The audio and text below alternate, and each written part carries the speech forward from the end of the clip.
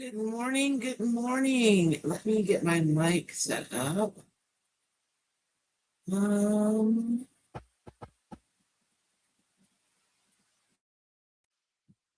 Good morning. Good morning to Mad. What is it? Mad Scientist Monday. Look, I have to remember what my own live is called. I have no idea what I'm going to do today, you guys. No idea whatsoever. Oh, my cooler clicked off. I don't know if that's good or bad.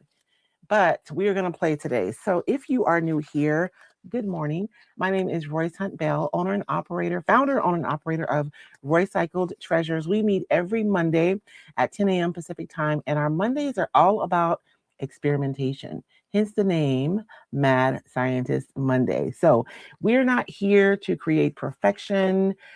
We are literally here to play and ask ourselves, what would happen if? Good morning, Carol. How are you? Oh, good afternoon. I know, huh? Good afternoon, Carol. Hey, Sylvia. How are you this morning? So, I have my sticks and I've pulled out some things. We'll see, because I never know what we're going to use.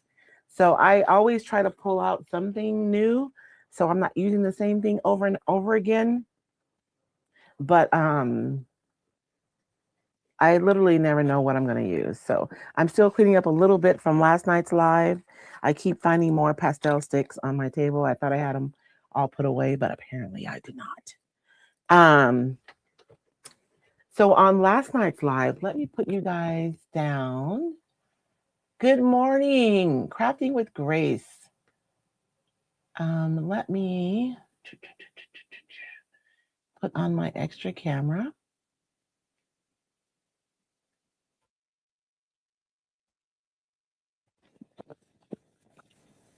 And we want to swap. There we go.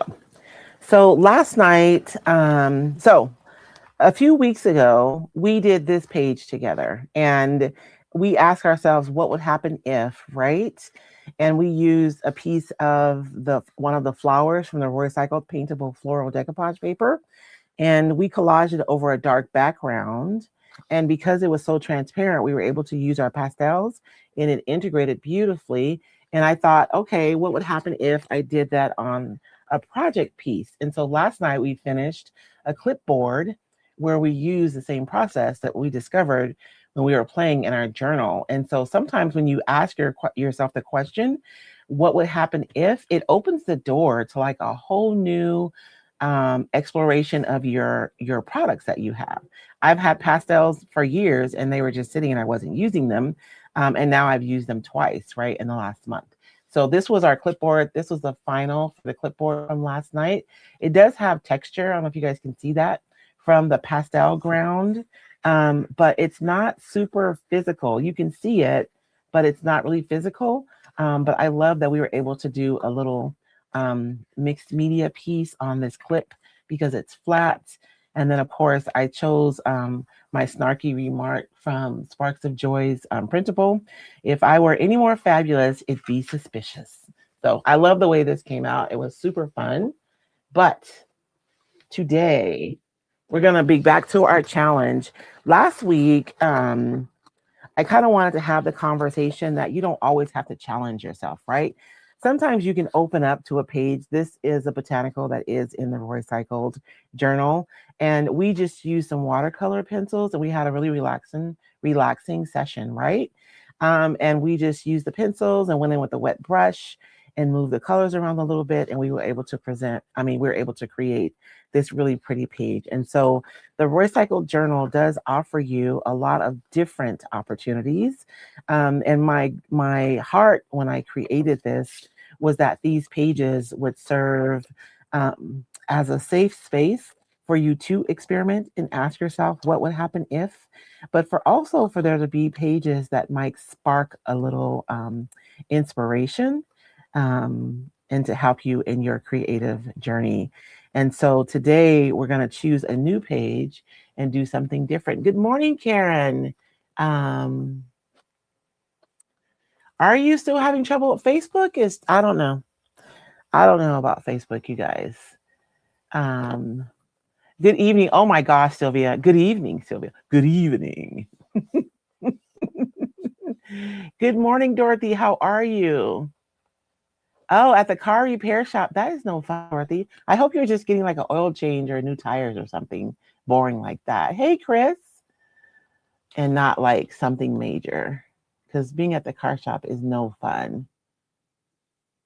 Okay, I'm just checking on my comments to make sure I didn't miss anybody. So I'm going to pull my sticks first, and then I'm going to choose a page. So for those of you who are new, we do a game every week. It's a mixed media mashup game. And I have prompts on each of these sticks. And each prompt has a different like product or process. So like this one says transfers on the top, this one is decoupage, this one is texture, this one is paint. So each one has a different product or process. And then on the bottom, there's a challenge. And so I go through on Monday and I pull out 4 of these and I have to follow my prompts to create something. And I literally do not know what I'm going to do. I have no idea. So today is all about play and it's about experimentation and about finding out what happens if. Um, so I'm going to pull out 1. I'm closing my eyes. I hope you guys can see me on the screen. 2. And if I pull out 2 of the same, I'll replace one of them. But I think I've only done that once so far. 3, 4. I'm hoping that, oh, see, 4 different ones. So for collage, I pulled out mark making, super fun. I'm actually like really, I'm happy about that. I'll think about something. For stencils, pair stencil with decoupage. So that means I need to pair my stencils with decoupage. That's always a hard one. I need to create stencils that are scaled specifically for the journal because all of my stencils are scaled for home decor, like larger, but we'll figure it out. We'll get something. And then bright colors. You guys notice I keep getting bright colors? I think the universe is trying to tell me something. And then physical texture under the paper. Ooh, that should be yummy. So let's see. This sounds like it's going to be a pretty... Sometimes I can like use one of my pages and sometimes I'm just using it. I'm building on top of my pages. And so this sounds like I like something that is going to be built on top of my pages. So let's use this as kind of our base and build on top of that. Now I think my last thing to talk about in our guide for prepping your pages this week. I think today is our last one. Let's do a quick review really quickly. I have a guide, 5 acrylic mediums to prep your recycled journal pages. Of course, you can use this on any journal pages. The recycled journal specifically has really heavy pages.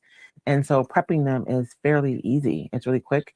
And so I made a guide for you guys, just in case you're just starting to journal, so that you can prep your pages to work in a way that is beneficial to what you're trying to do. So you can increase your odds, right, of being successful in whatever you're trying to do. So our first one we talked about wasn't the first one. I think this is the second one, but it's the first one in your journal. We talked about gel medium. And so your gel medium is a really heavy. Do I have any gel? And I'm going to do a quick review because we've already gone over all these. We talked about a gel medium. Gel mediums is really lovely. It has a lot of body and it seals your pages completely. So if you're wanting to work with like alcohol markers or be using a lot of moisture on your page, you want to start with gel medium because it's really going to seal your pages. And it also makes a surface that products can move around on fairly easily. So that's a gel medium. And when I say that, like if you're going to put paint and then squirt water and you want to have drippy marks, you want to start with a gel medium because it's going to really seal your pages so that you don't have to worry about them like soaking up the water and that being an issue. And because it's like slick, your products are going to run across really nice, which is why the alcohol ink works really well on top of the gel medium. We talked about clear gesso, and I'm trying to see if I have pages here for each of these. Your clear gesso just kind of preps your page, and And it also allows you though to keep your whatever's underneath. So if I wanted to paint a page, but I still wanted this to very much be a part of my final like design or project, then I'm going to use a clear gesso. It's going to give my page some tooth so my paints lay down nicely, but I'm still going to be able to see what's underneath. And you can also use like a clear watercolor medium, a watercolor ground, which we used the watercolor ground last week on this page. Although we used the watercolor ground on this project, but we did like a side-by-side comparison of the clear gesso versus the watercolor ground. And the watercolor still lays down really nicely on the clear gesso. It just lays down a little bit better on the watercolor ground. So if you're someone who's still experimenting and discovering and you're wanting to have something to be able to use your watercolor, the clear gesso is fine for that. Like it's perfect for that. And it's more universal, right? You can layer your page with a clear gesso and you can use watercolors or paints or, you know, any other medium, markers. It just gives your page a little bit of tooth so that your products lay down nicely, but you can see that it's really clear. You can perfectly see what's underneath the page. Good morning. Mediocre. What? I have a feeling if I go to your page, that is not going to be the case. That's what I was thinking, Dorothy. I'm hoping I could find my urn. I might use that one. And so we talked about that one already. I'm going to come back to this because we talked about clear gesso, but I don't think we talked about opaque gesso. And then last week we talked about the pastel ground, not last week, week before that. And we used the pastel ground on this page. The pastel ground is wonderful to work with your pastels because it just allows you to lay down so much pigment. We did a comparison during our video of what it looks like with the pastel versus what it doesn't look like. I went over this page, so we can't see what it looks like when it doesn't, but we did cover that in our video. So I think that our last prep that we need to talk about is an opaque gesso. And so we're going to talk about that today. So sometimes you want to have a clear gesso so that you can see what's under your page. And sometimes you just want an opaque gesso, right? Like you don't need to see, I'm trying to figure out what page I'm going to work on. Let me move my cup of coffee because I don't know about you guys, but I find that I'm more comfortable working on the right side of my journal than the left side, I guess because I'm right-handed. I just think it's funny because I didn't realize that until I started working in my journals a lot, but I'm going to work on the right side today because I like it. So with a clear gesso, you want to put a clear gesso so that you can see what's underneath. When you use an opaque gesso, then it's going to be like paint or something, right? It's actually going to go over this. However, I don't want to just block out everything. So I'm going to be using, what am I going to use today? Am I going to use a brayer? I'm going to use something other than a paintbrush. I know that. Let me see if I'll use a brayer today because it's here. I'm going to use a brayer to apply my opaque gesso. It's going to do the same thing as a clear gesso. It's going to give me a tooth on my page so that my products lay down beautifully, but it's going to obscure what's underneath. And so I could paint a solid coat of gesso on the top of everything. But for me, these pages offer like a first layer and mini layers that I use to build up my pieces. And so I just want to obscure it a little bit and create some visual space for what we're going to be doing later. I do have two products here. You guys have seen the Liquitex Clear Gesso, and I know it's clear because this little square is empty, right? And so I know that this is a clear gesso. And then I also have Liquitex opaque gesso. And so I know it's opaque because my square is full, and that tells me that this is an opaque white. And for those of you who love PinArt, they also have a gesso, but it's called a primer paste. But it is a gesso, and this is the one we're going to use today. It has a little bit more body. This one is more fluidy, liquidy, and this one has more body. And as you go from brand to brand, you will find that they do have kind of different they behave differently. So you'll find your favorite, and then that can be the one that you use. I have a giant jar of the Pin Art primer of gesso, but you guys know Pin Art always offers like smaller sizes, which can be nice, right? When you're just experimenting and you're figuring out, what your creative process is going to be. And so this is just going to create a layer for my products to lay down beautifully. It's going to add a slight tooth so that my paint can stick to my pages really nice. And I can either color this if I want it. It's gonna neutralize my colors or desaturate my colors a lot, right? Because this does have what's the white? Oh goodness. It's white, right? So if you add color to it, it's gonna be like really light, but you can add color to it and you can add thick layers. Let's do that. So I'm gonna roll on some to obscure my background a little bit, but I'm also going to, because I have to put some texture underneath my decoupage paper. You know what? This is what we're gonna do. Rather than I'll brayer on a little bit because I'm gonna want to push this background back. I have this, I'll just use this. We'll use the brayer another day. So this is just a rubber, they call them rubber brushes on Amazon, but it's a rubber spatula. And I really like them. So I can lay down some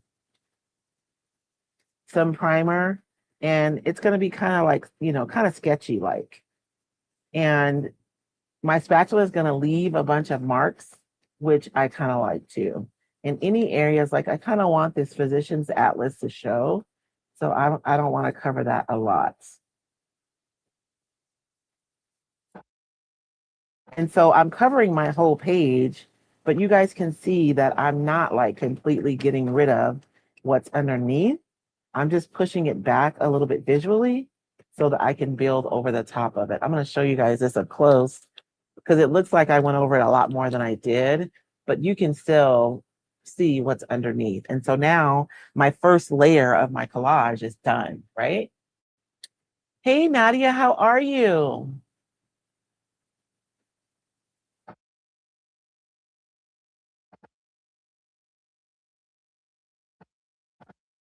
Welcome to our Mad Scientist Monday. We experiment and play here, and we ask ourselves, what would happen if? So we do not know what's going to happen yet. I'm literally making this up as we go along.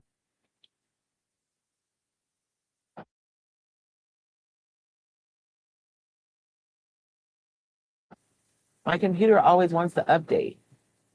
Leave me alone. I was going up to make sure I hadn't missed any comments. And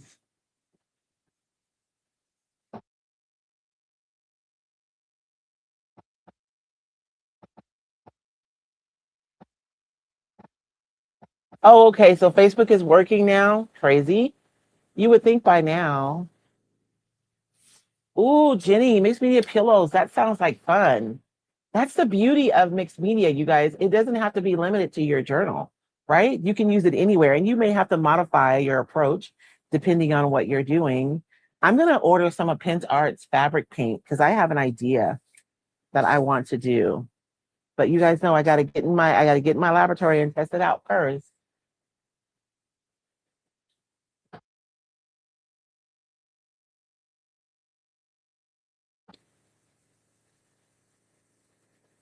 Thank you for joining us, Nadia. Welcome to the madness. And so what we're doing here, Nadia, is I play a game where I have a can of sticks and each of them has a different prompt of things for me to do. And I have to pull out 4 random ones. So I pulled out 4 randoms and now I have to make something work. We'll see what happens. So one of them, though, for texture was physical texture under the paper. And this specific primer paste does have a lot of body to it. So I am going to just take it and I think I'm going to just do it up here because I'm going to have to come over with a stencil later. And I know that ahead of time. So I'm just going to lay down. This is this stencil. You guys can see I use it a lot. I really do love this stencil. This is by Mara LaFay, although her stencil has a different name. Dorothy, you probably know. You can help me out. Her stencil line has a different name than Mara, but I do love this stencil and I use it a lot. So because this paste has body, I'm going to use it and create kind of a raised stencil on the background. And we're going to put this underneath. We're going to put this down first so it'll be underneath my decoupage paper. That means I'm going to have to decoupage over this too. So I don't know what's going to happen, you guys. I don't have a plan. So we'll see. But I'm able to actually make a raised stencil with the gesso from PinSart. That's kind of fun, right? So you guys see that? So it's a raised stencil. So now I have some physical texture and we'll decoupage over that eventually. So that's our bit on primer. I mean, I keep saying primer. The furniture painter in me keeps saying primer, but it's gesso, but it's basically the same as primer, right? That we would use if we were doing home decor or good morning, Lynn. I mean, good afternoon. It's still morning for me, y'all. That I would use for furniture or home decor, but it's just pages. So when I think about gesso, my mind automatically like it lives in the same space as primer. And so I'm going to dry this.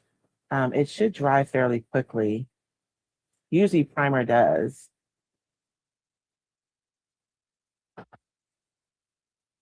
And then we have to figure out, so I still need to, mark making is easy, but it says collage. We're going to be doing collaging anyways in mark making. So this one will be fairly easy. I'll figure out how to do that one on the go. Oh, I have to use bright colors. And then this part is what we need to figure out next. So it says pair a stencil with decoupage paper. Whenever I pull this one, I know my intention was to pair it with the recycled decoupage paper, with the recycled stencils. And when I made my stencils, I made them to pair with the paper. And so they're really specific. And so I'm going to find a recycled stencil here in just a second. And that will inform like everything else, I think. And you guys, I made a special group for those of you who are interested in like, I know over the years we've grown together, right? I don't know if you came to me when I was painting furniture or when I was doing home decor, upcycling and repurposing my thrift store items, or if you've come to me recently. But my journey has been kind of a windy one, right? It's been a while. I think I started in 2012. So one of the things that we've been doing a lot of lately that I wasn't doing before is, where are my images? Oh, I didn't upload them into here. Oh, that's interesting. Oh, there it is. So I've created a group, and the group is a creative growth lab. And inside of the creative growth lab, it's just a new space. And I want us to be able to, if you have a journal spread, you can share your journal pages in there. If you're trying a new product and you have questions, or maybe you have a new discovery and you want to share with all of us, you can do that inside of the group. If you, it's just a place, right, for us to cheer each other on, for us to, I made a QR code and you guys know that it is not here. That is so weird. I wonder if,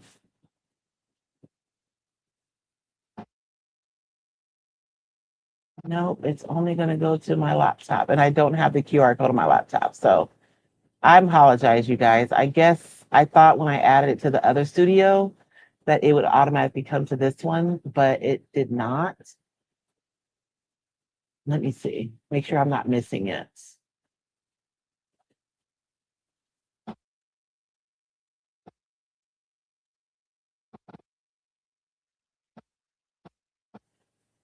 Very interesting. And if you're new and you would like to play the mixed media game with us, then this is a QR code to our mixed media mashup game. And you can download your own copy and you can come, and this can be a co-working session, right? where we can come and join together and create. So that is so weird. So now I have this physical texture that is so cool, and it puffed up a little bit. Interesting. I'm gonna have to play with that. When I was using my embossing gun to dry this, it got a little puffy. Very interesting. I'm gonna have to play with that a little bit better. So I have that. So let me find, you guys chat amongst yourself because I'm gonna have to find a Roycycle stencil. I think I know which one I want to use. You know what? Let me see if there's something on this one. Oh, Lord.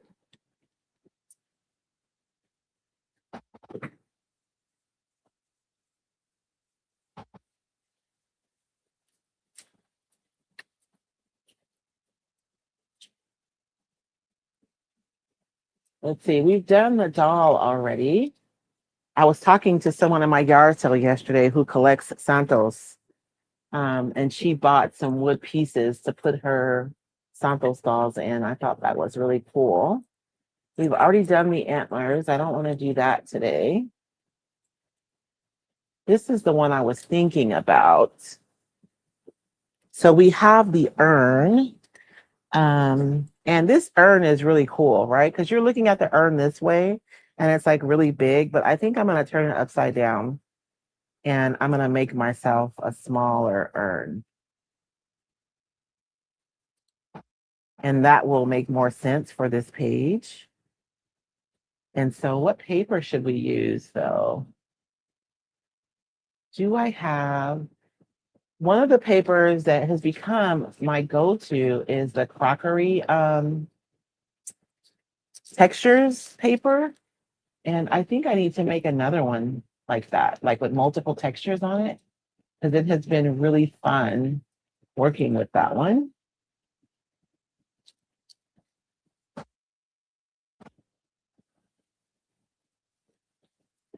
Let's pull out some options. See, I always pull out decoupage paper thinking maybe I'll use it, and I don't because I just don't know what we're gonna do. So, but then if I come with absolutely no plan, then I have a hard time coming up with something on the fly. So even if I make a plan that we don't use somehow, it's still helpful. Do I not have a piece of that paper? I have to. I'm gonna find a piece because there's like a stoneware texture on there that I think would be really pretty with my urn. But I could use kind of these black bricks too. That might be interesting, right? Would that make it an interesting urn? And it'd be a lot of contrast too on this page. And even though this one's is like an grungy industrial like paper and it doesn't seem like it would work, I think visually it might work here. It's just that texture. I think I like that. Okay, so I'm picking this one over that one. Maybe I'm not finding the crockery because it would be too literal. But you guys know I'm gonna look though. Let's see, we also have this industrial one. And so we could make, oh, this urn would be really pretty since I've got to use bright colors, maybe. Like an urn that's like heavily patinaed. Oh, that would be gorgeous. Okay, so this one over this one. I think I'm landing on this one. I just need to find a piece. Um, because even if I wanted to do like a dark piece, that would still be really interesting, right?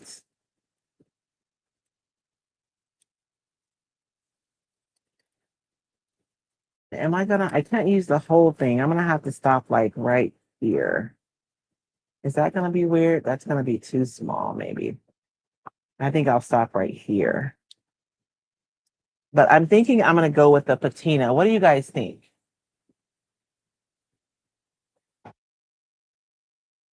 Oh, Rajani, I'm sorry. I hope I'm seeing all the comments because yours is literally the only one I see. I'm sorry you're hurting, Chris, and I'm sure all the rain doesn't help. I think the patina, right?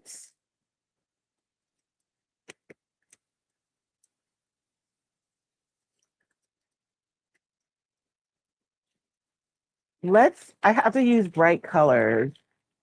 So let's do the background with the bright colors, and then we can decide which one, because even this one would be cool. We get a little bit of that patina.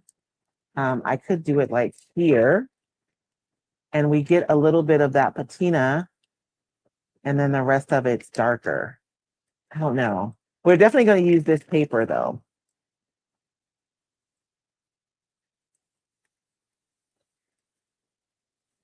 I don't want it to all be like the same though. That's why I don't want to just use that patina piece. Like something like this would be more interesting. Um, because then you have like this gradation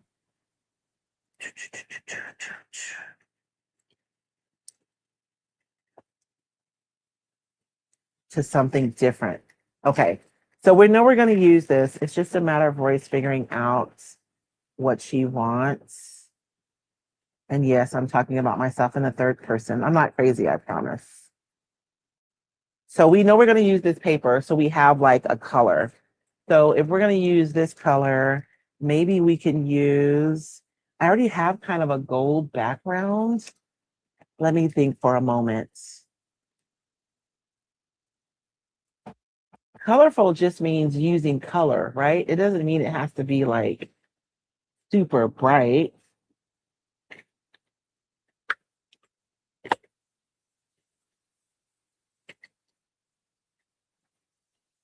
Because if we're looking at like our blue green is where we are. So red and orange would be really nice with these. And this is pretty neutral. It's not really like bright. It's bright, but it's not crazy bright.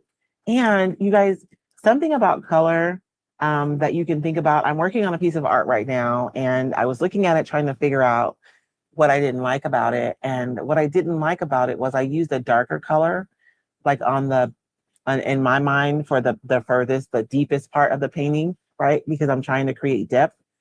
But it's as bright as the rest of my painting, and so it's actually competing with the foreground. So one thing that you can do if you want to push something like back into the background is you can neutralize it and make it so that it's not as bright. So that is what we'll do. We'll use bright colors. Does it say bright color? It does. We'll use bright colors, but we are going to neutralize them a little bit so that they don't compete with our main like subject. So let's see. Do I have something?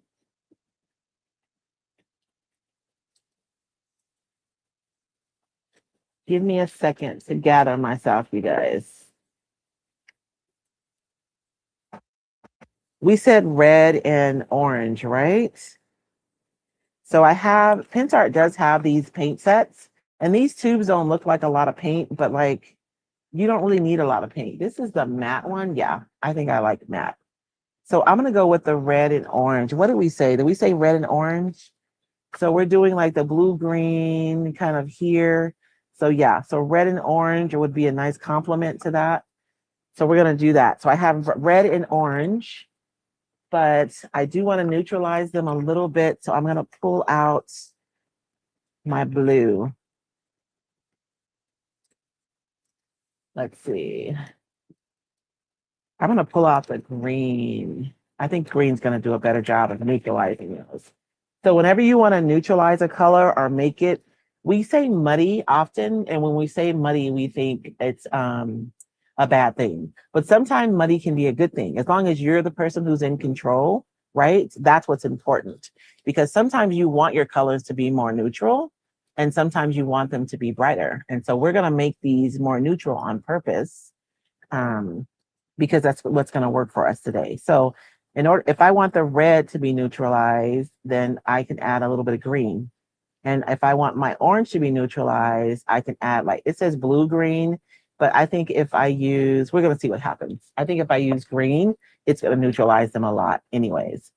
So whenever I am mixing colors, I always think about how dark the color is. Like this green is a lot darker than the orange. So I'm going to start with my orange and I'm going to add a tiny bit of green. If I try to start with green, I'll be using all of my orange trying to impact that green because it's so much darker. So if you're mixing colors, you want to start with the lightest color, like as your pile, and then you can add tiny, tiny bits of your darker color until you get the result that you want. And I mean tiny bits too, because you can always add more, right? And that just kind of came out really fast. And I'm going to have to move my palette where you guys can see it.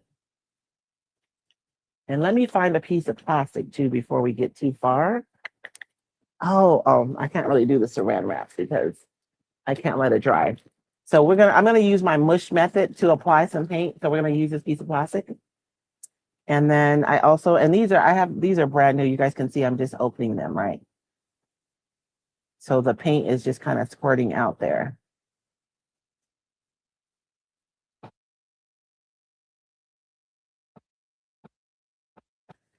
So I'm gonna pull this down where you guys can actually see what I'm doing. That might be helpful, huh?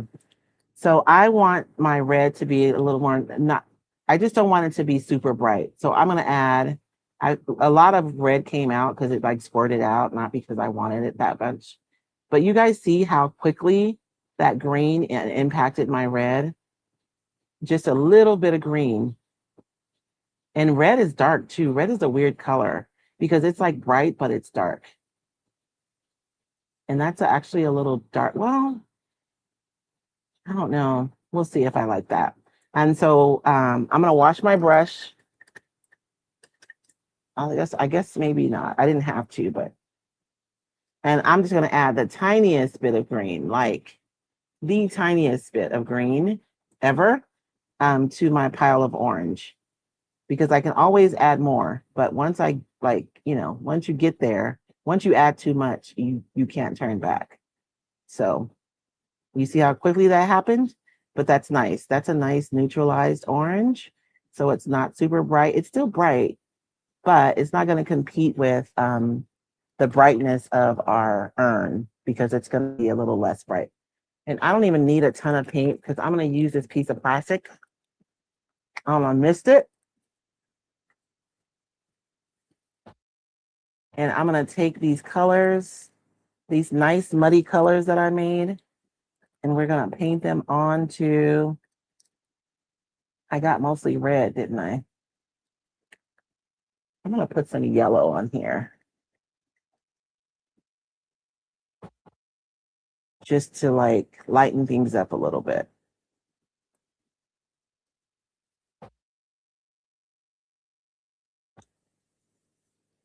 And I don't want her to be bright either. So let's just mix her with a little bit of these other colors.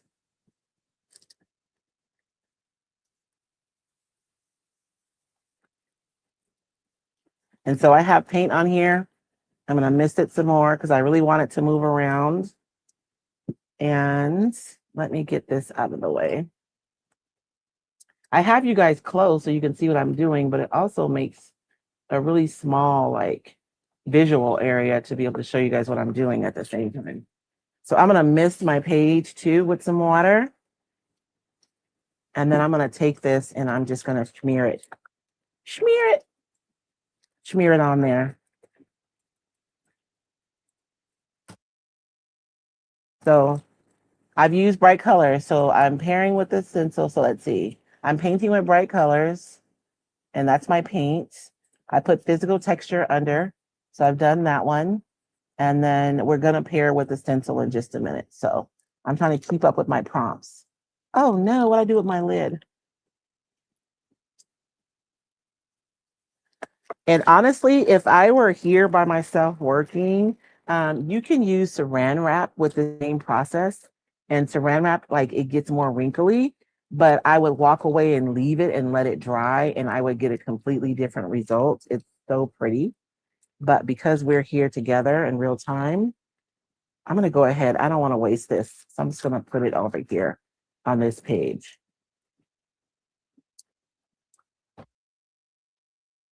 Ooh, look at that. Look at it shimmering. I'm just kidding. That red is a little more saturated than I'd like. Maybe I'll get some drippies.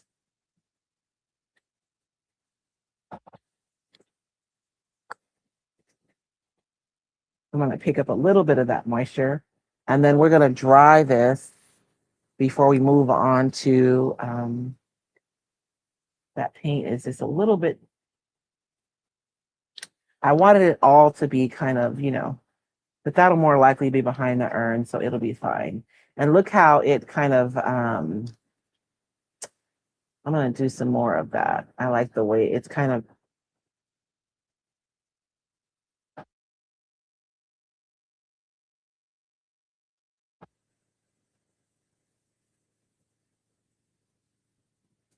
So I like that drippiness. And you guys see how it's catching around that raised stencil? I like that.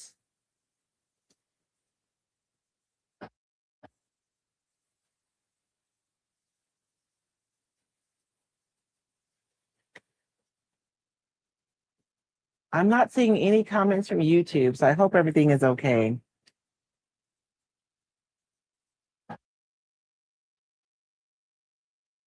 And when I'm like making a drippy mess like this, if I have drips that I like I'll make them and then I'll like shoot them with the dryer right away so that they stay put.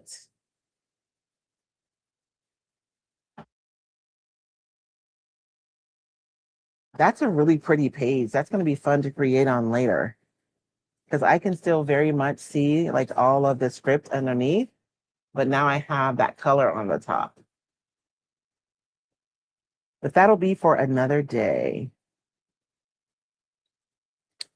And for the sake of time, I think I'm going to mop up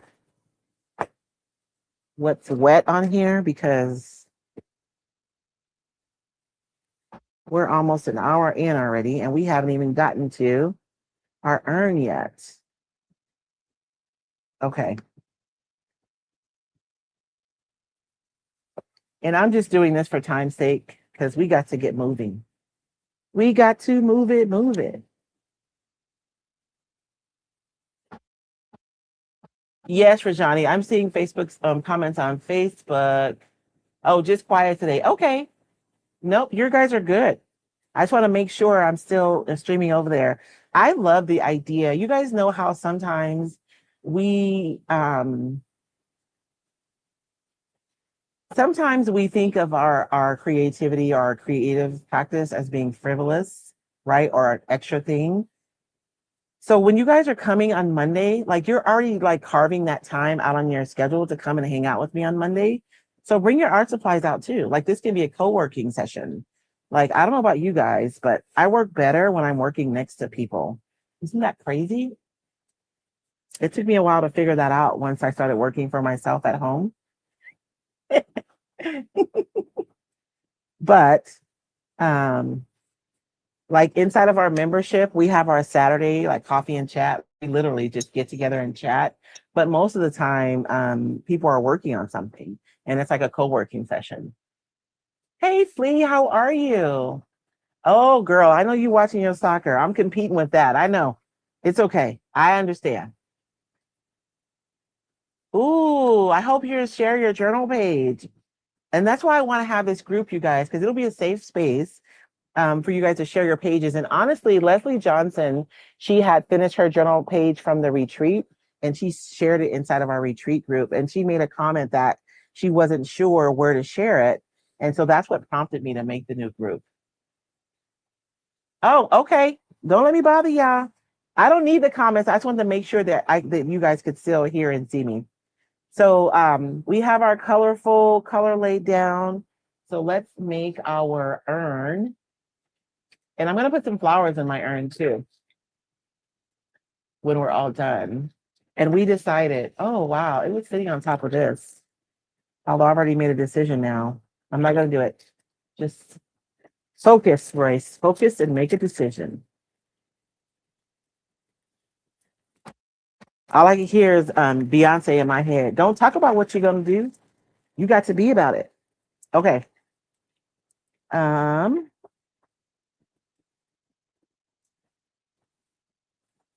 So if you guys are wondering what I'm trying to do, I don't want the whole urn to feel the same all the way down.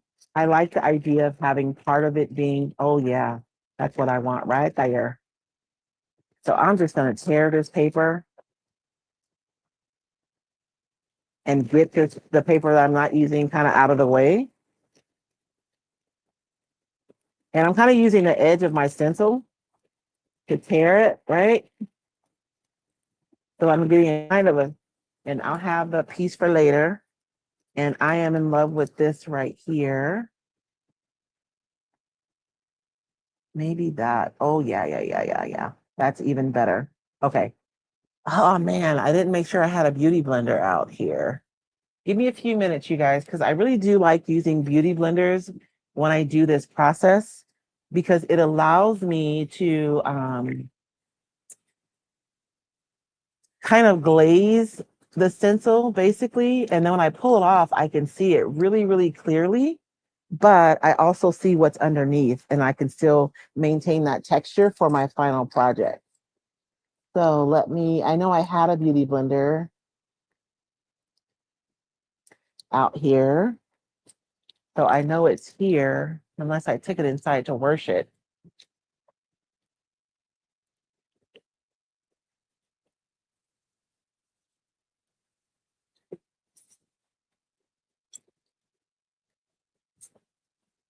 Ha ha ha ha ha. I found one.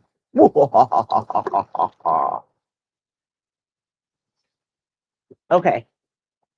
So these are just beauty blenders. If you can get lucky sometimes and find them at Dollar Tree, um, they come in three different sizes. They're not this big, but there's one that's larger. And they're also available on Amazon. You can buy like sets of them. I'm pulling it apart because the ink kind of gets caught on the fibers a little bit. And I like it when it's nice and soft and kind of feathery. And so I'm just like scratching it a little bit just to loosen those, I don't know, filaments. I don't know what you call them, to loosen them up a little bit. And I'm going to use ink for this process. And what the ink does, it allows me to mark off the area, but still maintain visually the texture underneath. And I'm going to use stone gray rather than black because I really do want this to just mark out where I'm going to cut and not necessarily um, obliterate, the paper to the point where I can't see it. But I do like the look of the ink over the top. It's like everything gets deeper.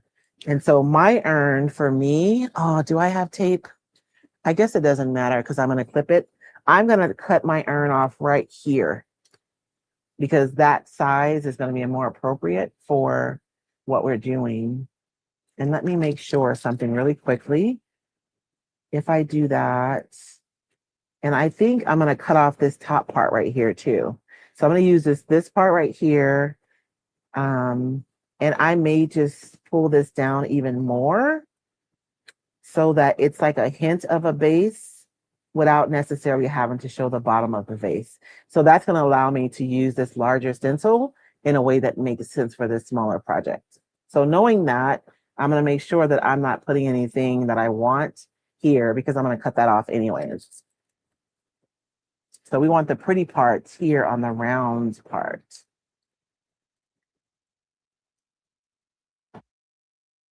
And that is perfect. Let's see, let's get a little bit more patina.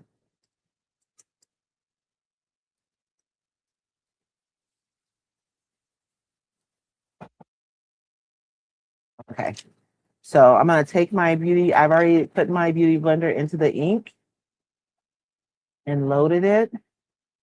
And so now I'm gonna take it. And the thing is, when you guys do this, it'll look like nothing is happening. So before you make a decision, lift up your paper before you put more ink because it'll seem like it's not making a big difference. But when you pick up your paper, you can see it.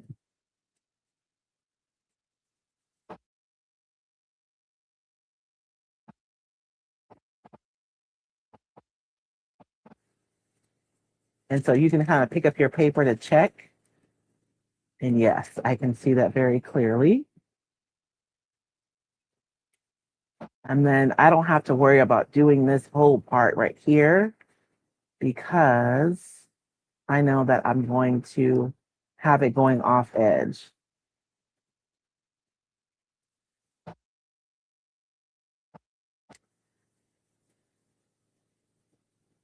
And this stencil is a little fiddly, but I really want it to keep the detail.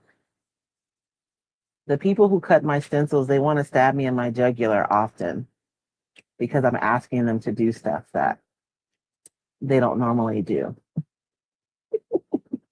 Okay.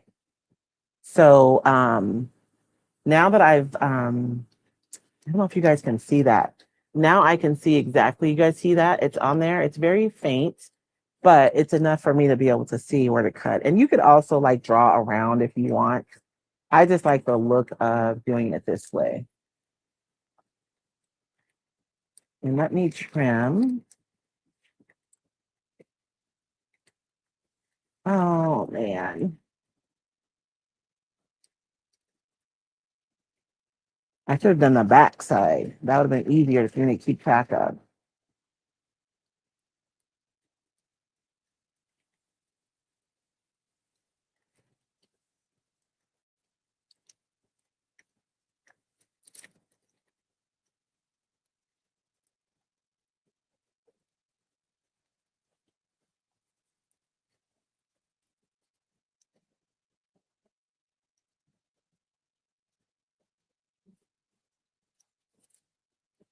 I never like having extra paper. I feel like it makes it harder for me to do anything.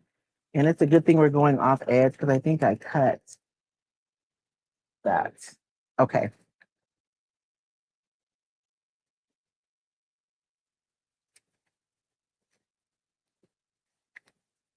Oh, Lord. It's kind of hard to see on this dark paper what I'm doing. I will be honest. Maybe I should have just drew a line.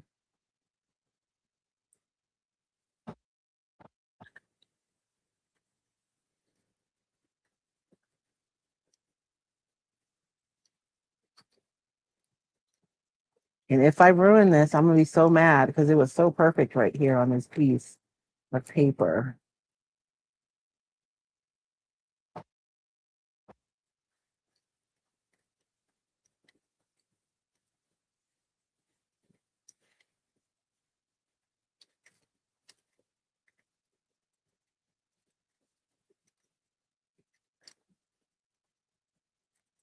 And I have no one to be mad at but myself.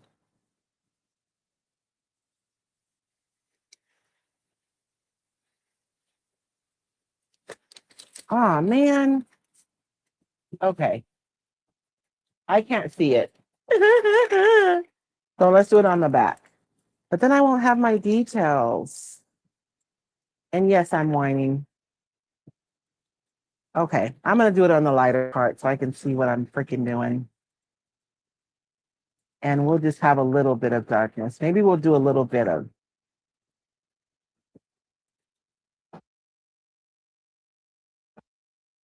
That was so perfect. I am so sad.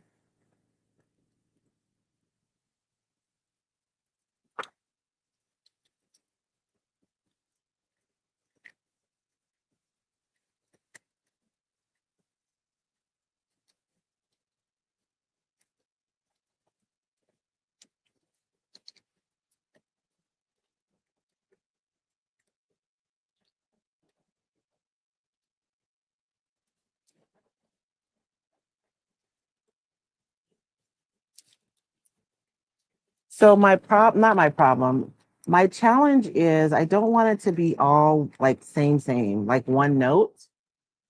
And so I'm trying to find different textures on this one sheet, if that makes sense.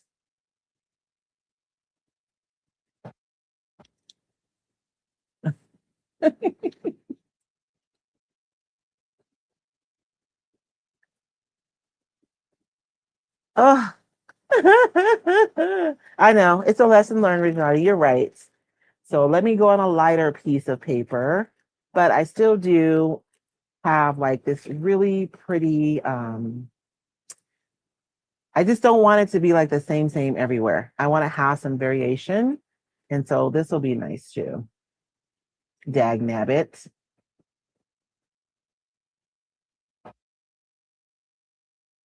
I'm gonna go with my beauty blender just like before. And I'm gonna be able to see this a lot easier because it's lighter. And I like using the beauty blender too because there are a lot of details in here. These pieces that are in here mark like lighting and shading. And when I use the beauty blender, I get to maintain those details inside of the urn as opposed to just like going around it. But if I guess if I'm working on something dark, I could use a light pencil and go around. And then once I get my stencil collaged, I could have used gone back over it with the stencil to pick up the details. That probably would have been a better idea. But what would happen if you tried to go over a dark piece of paper with dark ink? You probably wouldn't be able to see it. Now we know. I want to keep a little bit of those in there.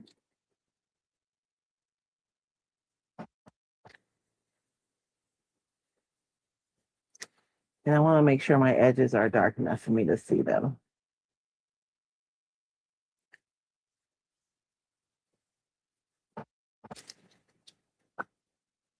Okay, now I can see that clearly. Good night, Royce.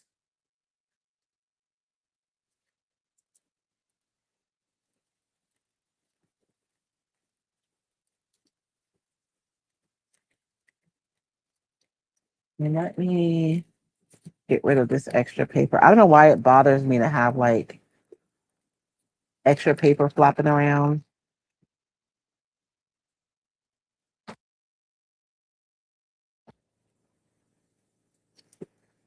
And I do need to set this too. So I don't want to just dry it. I actually want to set this ink so that when I collage it, the ink doesn't run all over the place. You know what, Fleet? I thought about that, doing it on the back, but then I can't see what texture I'm getting. You know me, I have to see it.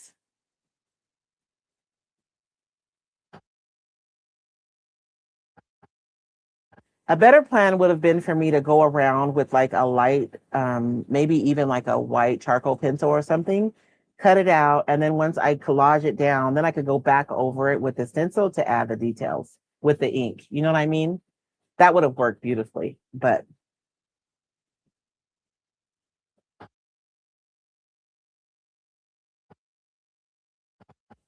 I went up too far on the stencil, but it's okay. I'll just trim that off.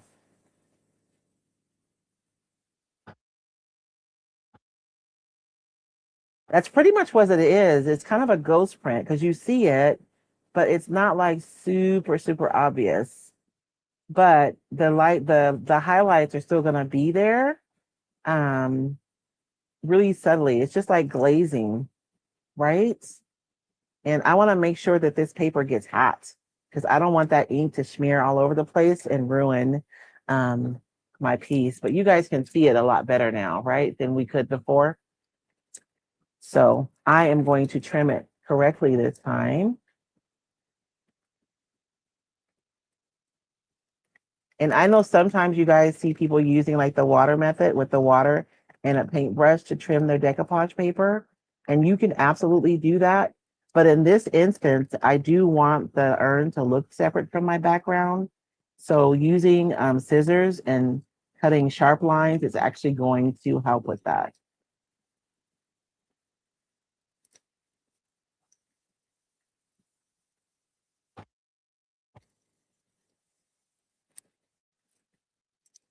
I'm gonna tell you guys a secret, but you have to promise not to tell anybody, okay?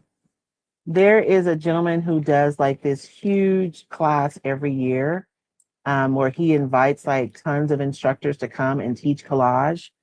His name is Drew. I can't remember his last name, but he invited me to participate one year to be an instructor. It was like a year, like 2.5 years ago. And you guys know what I did? I chickened out. I chickened out because I felt like I didn't belong in the same space with all those other teachers. And I missed out on an opportunity. And he wanted me to come and teach because the way I collage is so much different than a lot of people do, like in that world, right? But I don't know the rules, so I don't even know when I'm breaking them. So sometimes, you know, you feel like you are not allowed to be in a room because you're not like classically trained or, formally trained. But sometimes that can be our superpower, not being formally trained. Because if we don't know the rules, we don't know that we're breaking them, right?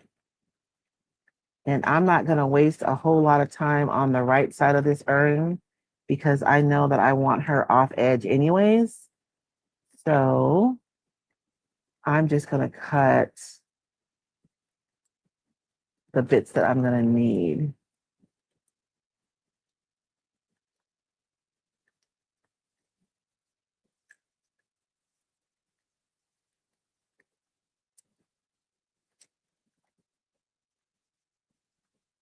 Huh.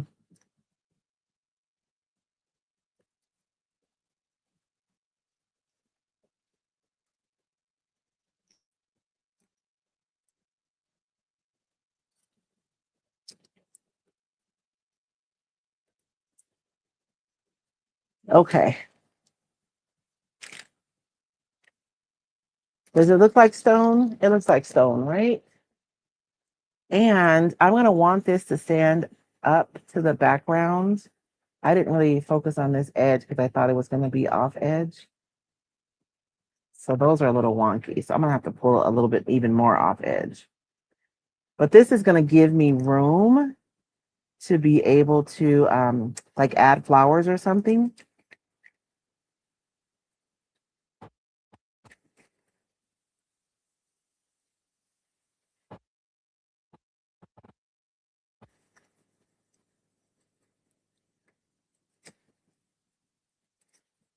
Lord have mercy for Jesus.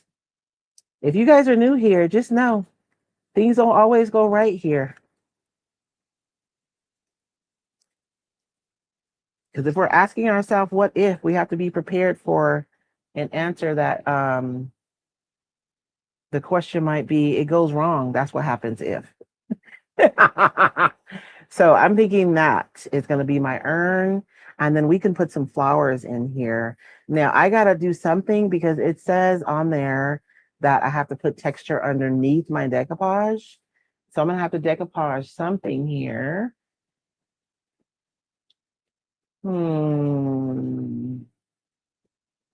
I know that I want to put flowers in here.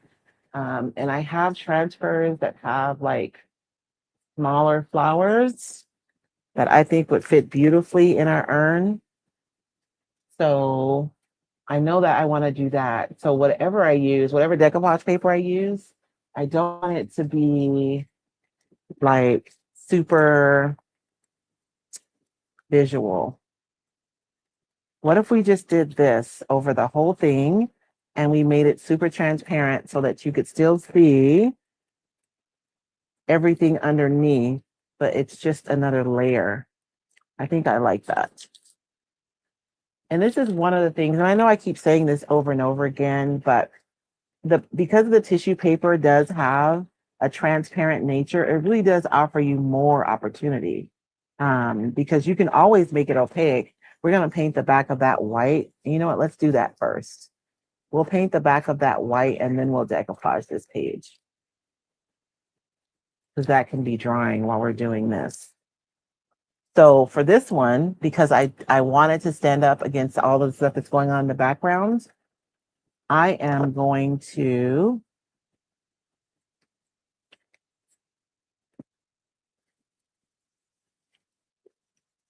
paint the back white. So that way, when it lays down, it's going to be opaque.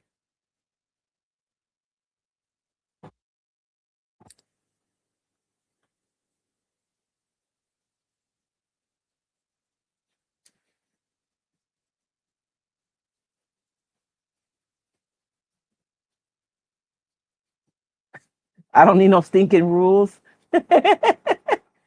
Well, you know how it is though, because so my friend Serena, she started doing like paper crafts, and not because like she's from that world, just because she thought it was fun.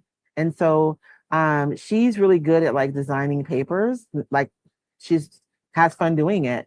And so she started designing these papers. So she started doing videos on YouTube to market her papers. And of course, she's not a paper crafter. Like she's not from that world. And so she didn't know the terminology. Ooh, those ladies, they're not nice about it. Let me tell you. Some of them weren't. Some of them were nice and telling her, no, this is what it's called. It's not called a doohickey. So it can be, interesting when you enter into a space and you don't necessarily know all of the lingo and the terminology. That's one of the reasons why if you ever sign up for like one of my opt-ins, you're going to become a recycled insider. That's how it works. That's kind of the exchange, right? You become an insider, and I give you this resource that you've requested, whether it's the acrylic guide or how to layer your decoupage paper or whatever. I have several. And on I think it's the third. So you have like a welcome email, and then you have an email where you learn a little bit more about me, um, and my why and what I do. And then on the third email, I have not an index. What do you guys call it? A glossary. And it's a glossary of terms that we use in this niche. And I do that because I remember what it felt like when I first started like watching these videos. I'm like, what the heck is she talking about? What does that even mean? And so the glossary is really helpful because it has a lot of words that you'll hear makers making when you're watching the videos, and you'll have a clear understanding of what they're saying, what they're talking about. So we're going to let that dry over here while we work on this part. And this part, I want this one. So that one I want to be opaque. So we've painted that one. This one, I want to be transparent. So we're going to do a completely different process here than we did that one. I'm going to find something glossy. I don't want to use a matte medium because, I mean, it won't be awful, but a matte medium can be cloudy and it just won't be as transparent. So I do want a glossy medium to decoupage with. And I think that I do have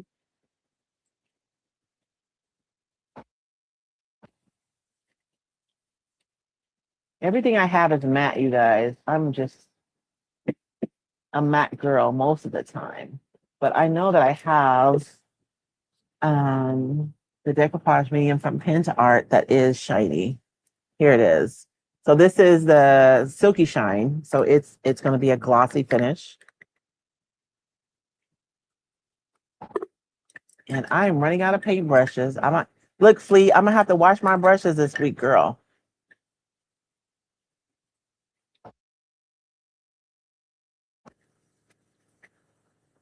Okay.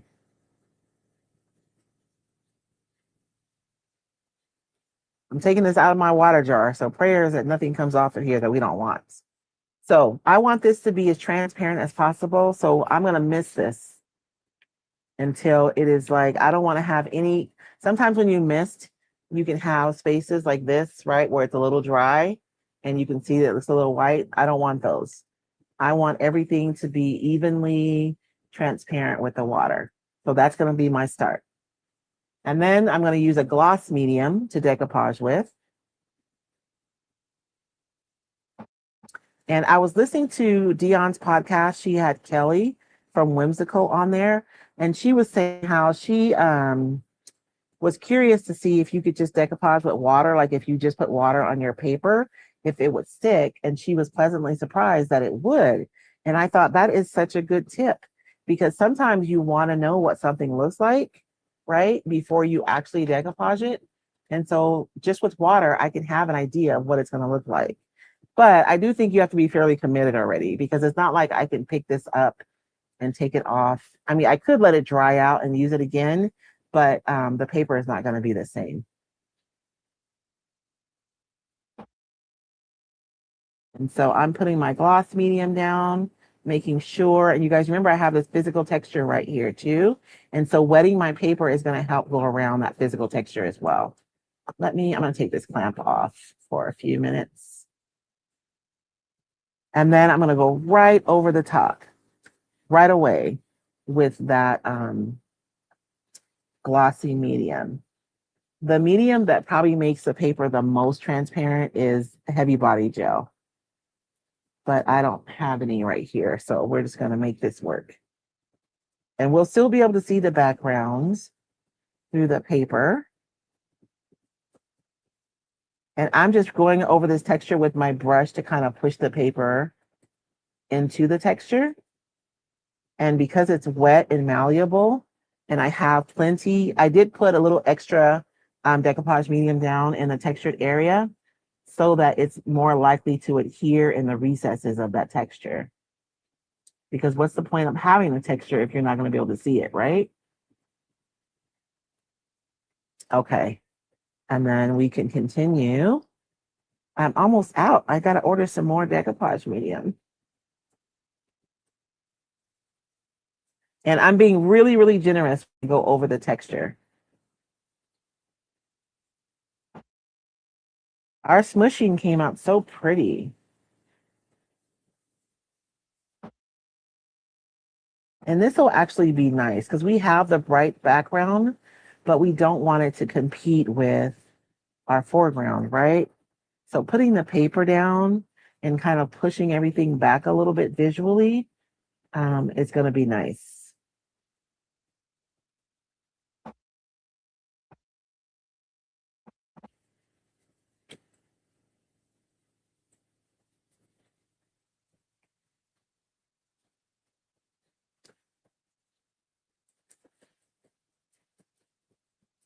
And what I'll probably do after this dries, I'm thinking we can go over this physical texture with like some gold paint or something so that we can really see it.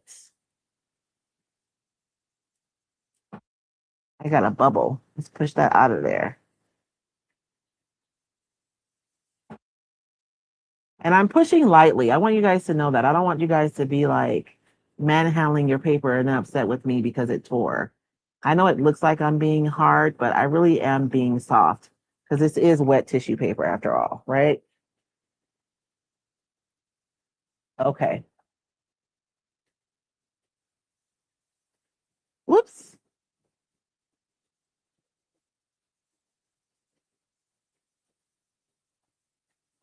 Okay.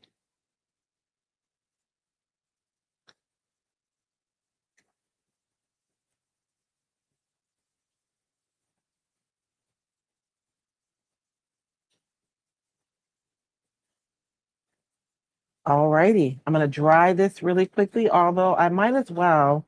Let me see. I think this is dry enough.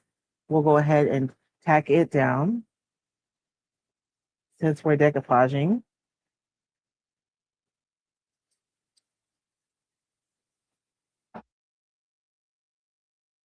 My lip is missing right here. My little urn is just not right, y'all. Let me see if I can fix that really quickly.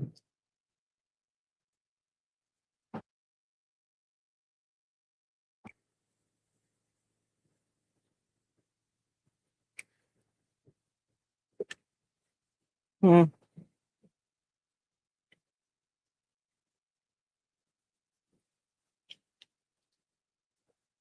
So the problem I'm having is I want it to be off edge more because it's not perfect, but then like my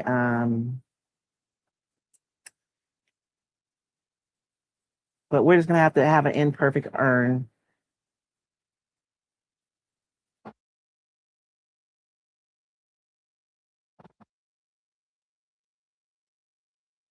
I'll cover this side with some greenery or something later. That's what I'll do.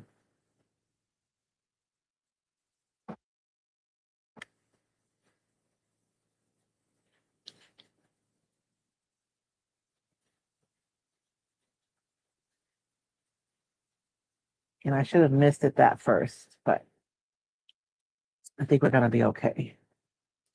So I have my urn down. I'm going to go ahead and dry all of this. Let me look at my sticks. So now I've done my decoupage paper with my stencil, right? So I have one more left. And the mark making, that one's probably the easiest one.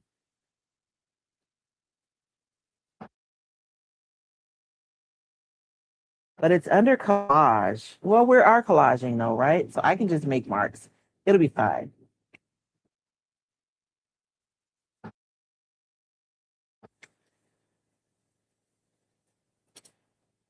Bless you, Flea. Wash your brushes once a week.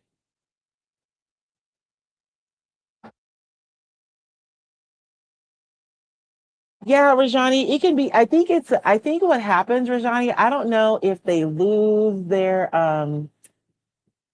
like I think it depends on how they approach it, right? Because there is something about learning. Like I'm in that spot right now, right? So I'm learning all these like formal practices for creating artwork. And like you want to do it right. So you have a tendency to be more tight and to do the thing. But I think once you learn, if you push yourself far enough to where the things that you're learning just become part of your practice and you allow yourself opportunities to be able to experiment, you can push past that. And then the things that you learn just become an integration, right? Of who you are. Hopefully, that's what I'm hoping. But I do find myself struggling, right? Because it's like, oh, it's supposed to look like this, or I'm supposed to do this thing. But I don't know. But I do think it's transitional and hopefully it'll probably happen over and over again. Um, because my prayer is that I'll be learning for years, right?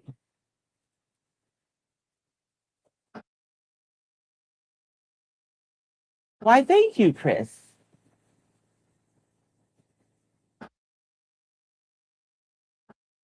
Thank you, Flea. I always hope so. I remember when I first started watching videos, I was like, a crumb coat? What is that? You know, a what? What is she talking about? And no, I mean, I just think it becomes so part of the vernacular that people don't understand it anymore, right? They just assume everyone who's watching know what you're talking about. And so that's why I created that glossary because I was like, I would have wanted this glossary when I first started.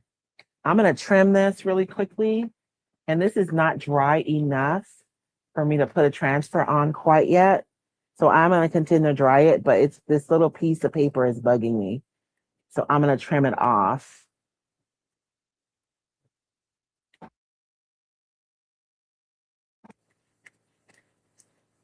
Now, mark making is one of those terms that I think um, has become way more, I don't know. It's interesting to me how these systems or groups of people, and I don't think they do it on purpose. I think it's like inadvertently they do it. The language and the way that they use it can almost become exclusive. And so I remember hearing mark making and I was just like, oh wow, like it sounded like something that was really, how do I say, I don't know, like something I wouldn't know, right? Or something that I had to learn, or something that was like super special. But the reality is, we've already done some mark making. This right here is mark making. Doing the raised stencil, that's mark making. Anything that you do that adds something to your piece is mark making. And I know in traditional mixed media, there are a lot of artists who will take one mark and they'll repeat it over and over again. And they'll refer to that as mark making. And it is, but it's not the only kind of mark making that you can do. Any kind of mark that you put on your piece is mark making. And for me, in my mind, what I've been trying to do is to make marks without my paintbrush. And so I'm working on a new um, resource for you guys.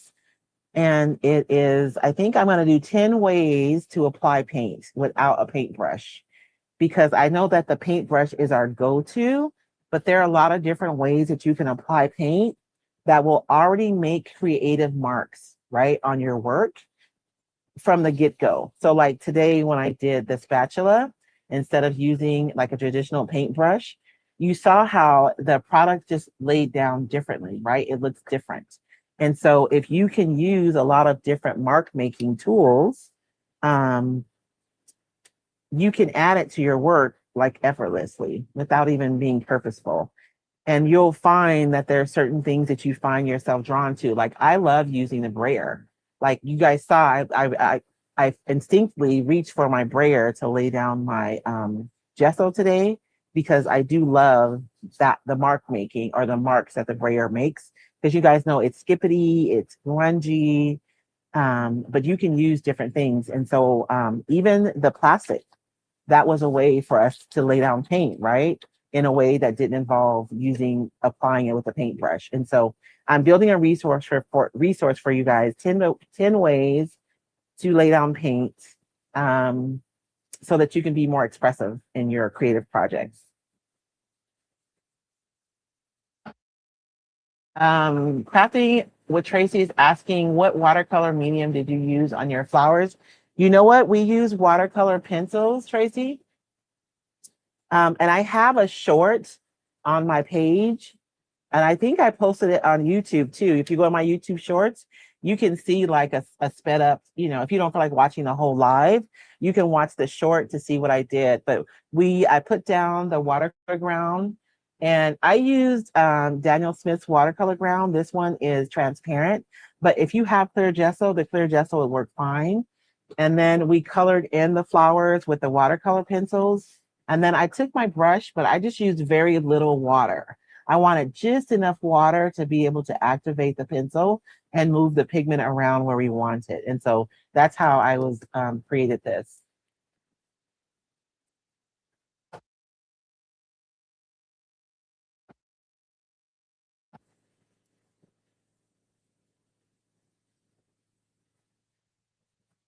Oh, wow. Critiques can be valuable, but only if they're constructive, right? So you guys can see how that's interesting. I've used different products to get the transparent paper. And I use this, it's Silky Shine, so it's gloss, but the paper is still not as transparent as I've been able to get it in the past. So this is interesting to me. I should have used the heavy gloss. The heavy body gel, I've gotten the most transparency out of my paper. Now the background is still there. You can still see the color, but it's been pushed back quite a bit by the white of the paper. If I would have used my heavy body gel, I think this would have been a lot more transparent. I'm trying to think if I have something in here. Well, we did it last week on here. This was really super transparent. That's interesting. Very interesting. Hopefully I didn't have white on my brush or something weird, but it's still cool. It's still there. And I can feel the texture underneath here. And so I just want to add some flowers in my urn here. And so I'm gonna find some, like these won't work, right? Because they're kind of a swag, but this would be pretty, but it's just by itself. So I need to find some other transfers.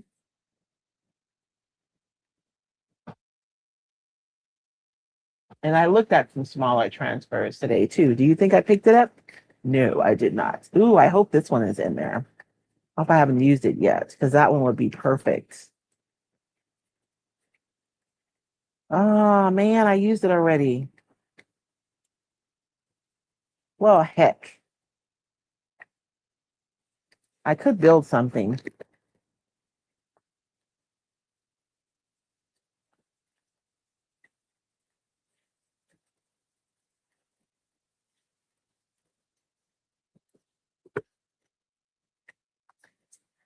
Look, I wanted to be lazy and just plop something on there, but now I'm gonna have to build something. Dag nabbit.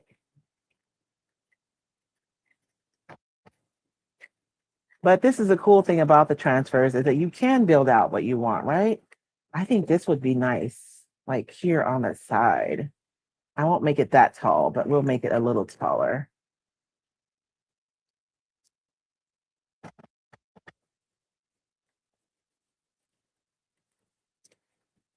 I'm ending up with a lot of purple. I'm not sure if that's what I want.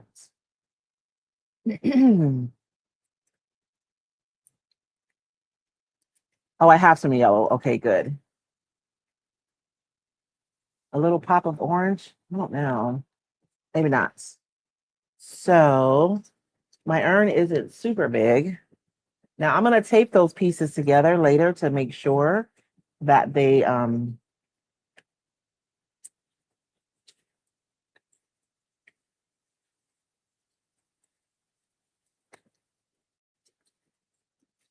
then this one is kind of like coming over the side a little bit.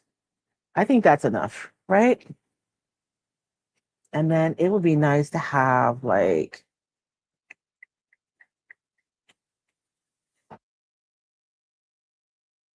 I wish I could repeat this teal somewhere is what I'm looking for. I thought there was a hummingbird that had like a really pretty teal color on it in this one.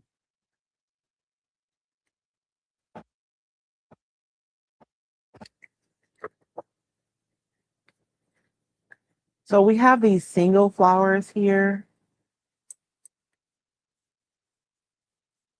Let's see if I can sprinkle them in somewhere. Like this would probably make the most sense if I laid it down here like it's fallen, which is fine. But I really do want to have, and I can make, we'll do some mark making rather than trying to make something work. We'll do some mark making over here to pull that teal in somewhere else. And I do want a bug somewhere. Let's do this dragonfly. He's a cutie. He's kind of light though. I think he'll get lost. Let's do this guy. The so whenever I'm thinking about putting stuff together, I'm thinking about not necessarily matching, but balance. This is really heavy. And so this visually, right, because it's really dark. And so I think having a butterfly up here is going to help to kind of balance that out. And then I don't know if I'm going to use this right here. I feel like that's repetitive. But we'll put this flower here, and then I'll go in with some kind of a mark making to bring that teal somewhere else on here. So I think I'm going to start with this one. And we got to figure out, I'm thinking I'm going to cut it like right here.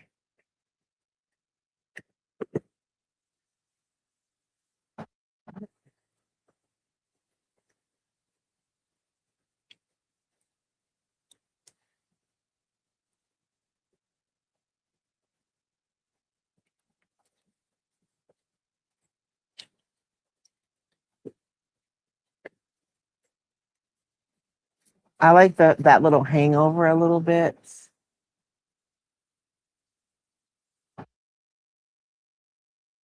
And hopefully my pages are dry enough for this transfer to go down.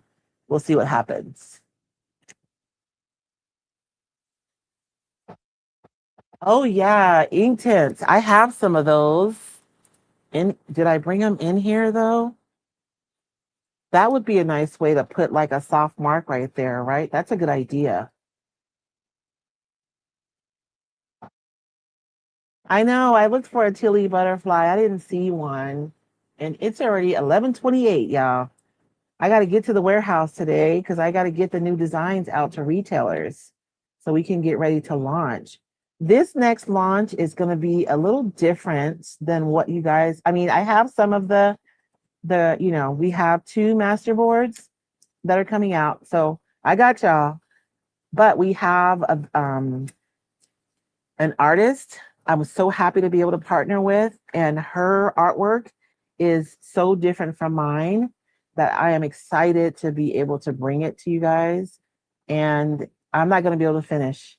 It's sticking because my paper isn't dry enough. Let me see if I can at least get this side off so I can build the rest of it.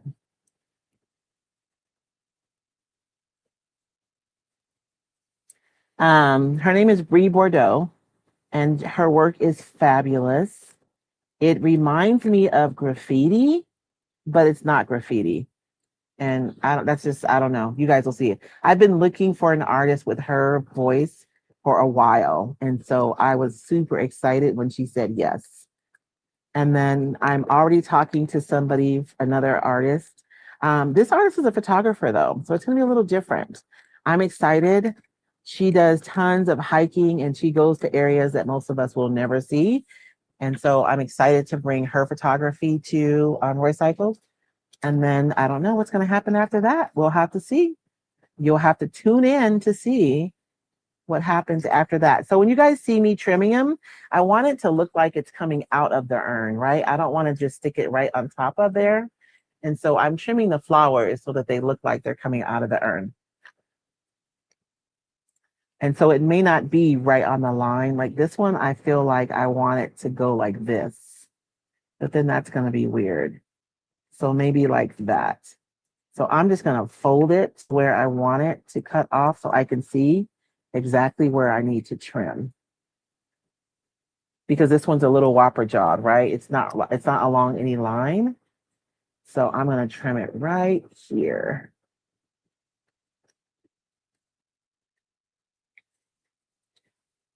And yes, whopper jawed is the word, in case you guys are wondering. Okay.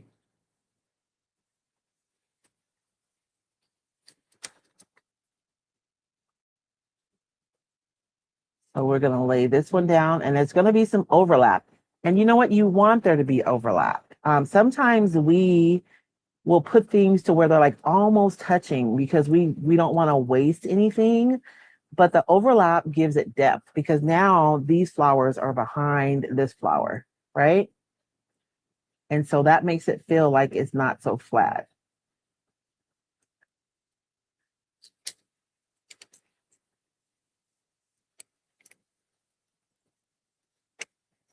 And I think this glossy surface is helping me to get these down, even though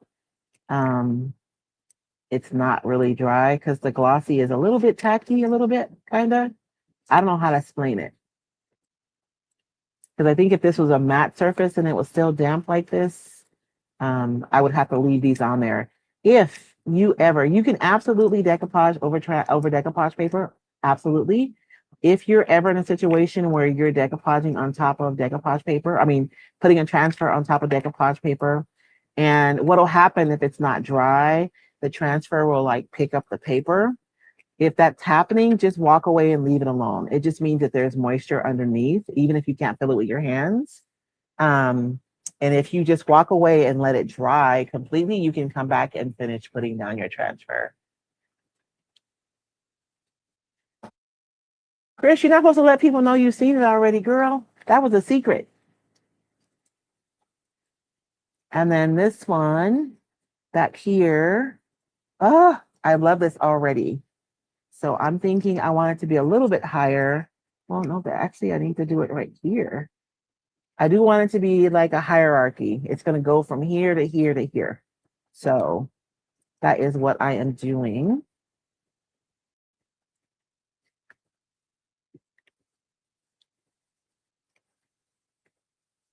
And again, I'm going to have some overlap, but these flowers will just be in the front.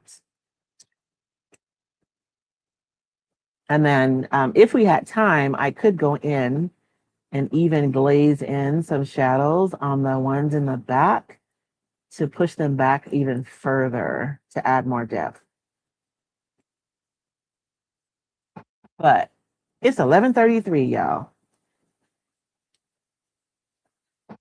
And I was on time today. Did you guys notice that? I was on time yesterday and today.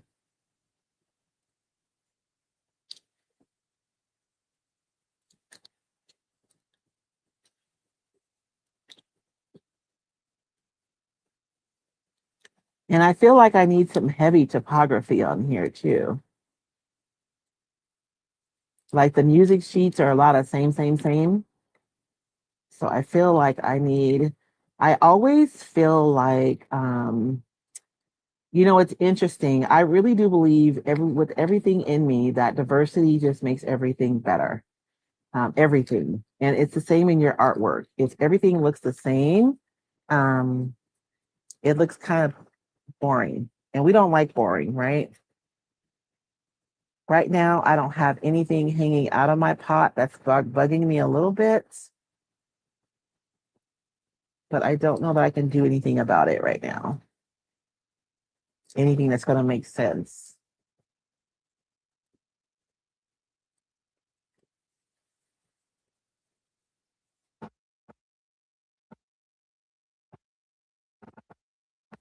I just want something hanging over the edge so that it doesn't look like, everything is cut off right there at the same place.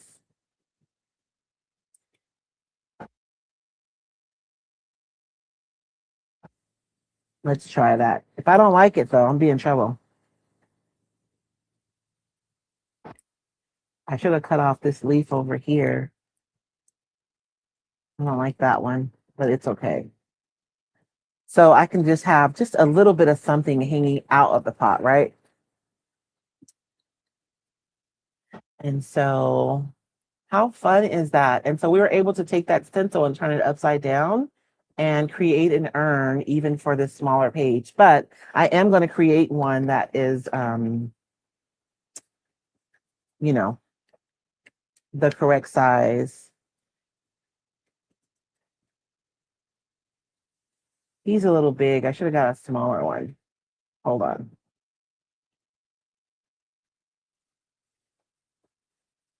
Is this the right piece of paper?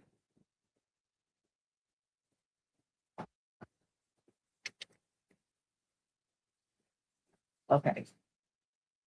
That butterfly is a little bigger than I want. So let me see if I can find something smaller that's not yellow. I don't want yellow because I feel like there's so much light stuff going on in the background. And I don't want orange necessarily. Hmm.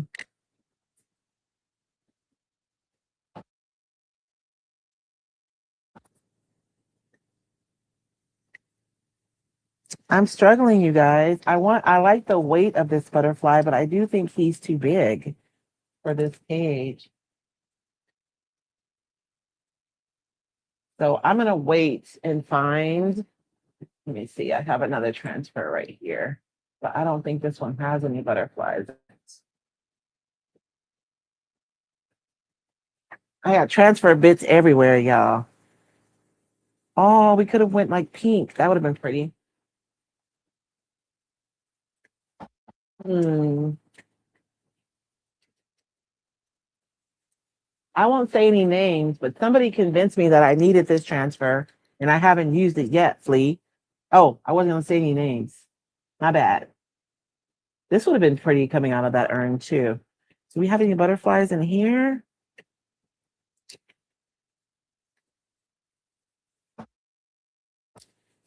I don't think so. These flowers are pretty though.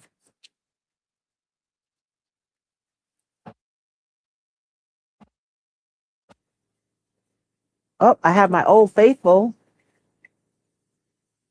Okay. Ooh, look at Chris. There's even a tealy one, and it's smaller. So we'll use this one.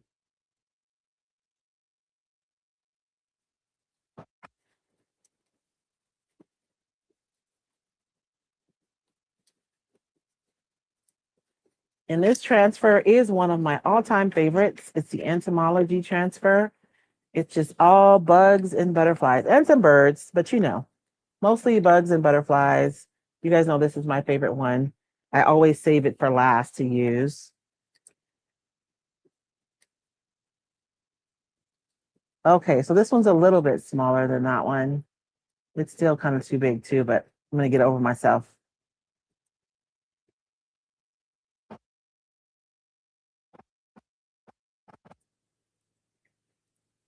But it did solve my tail problem though, right? It seems weird to only put one butterfly too.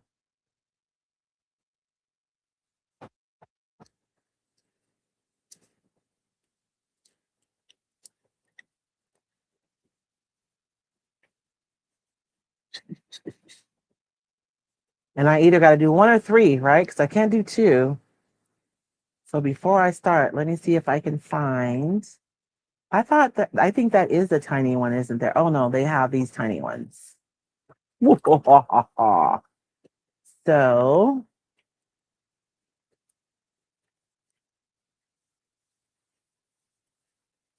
I think we'll use,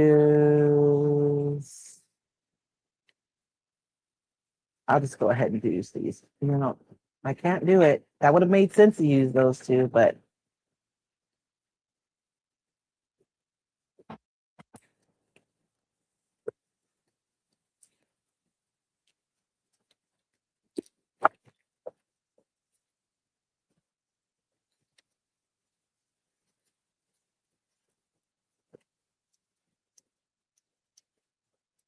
so how many of you guys have joined the group on Facebook?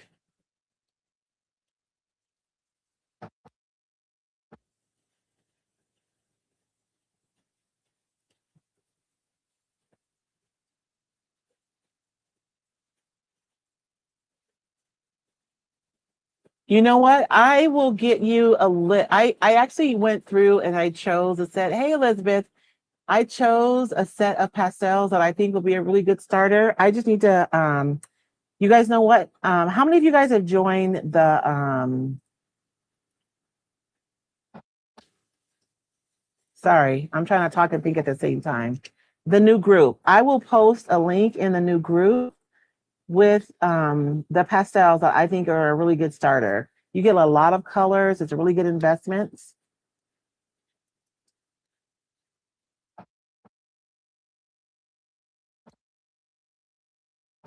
Like it's not an investment. It's not like a huge. They're inexpensive, you know. But I think that they'll be good.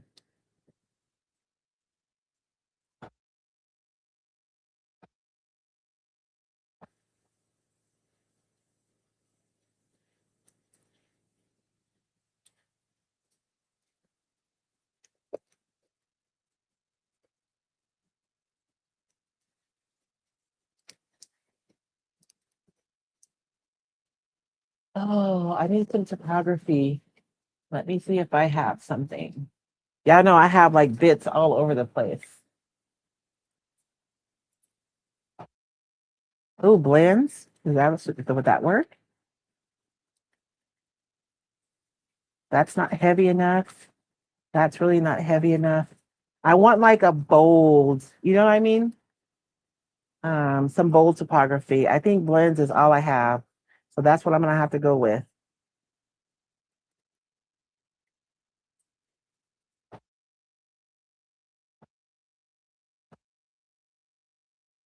And this is from the old Bar and Sudges, I think. So this is an old transfer, y'all. And it doesn't have to make sense to anybody but me. Let's see, there, there.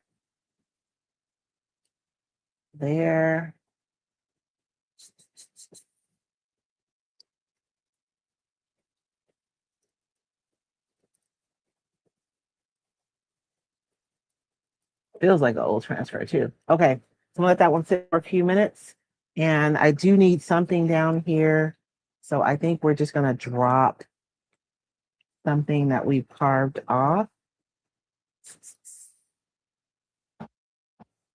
Maybe I am gonna use this one after all. I feel like that stem is a little long.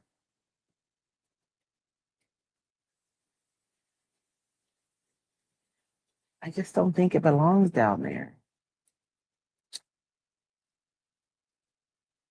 So this one is my best bet, but I hacked it off right in the middle.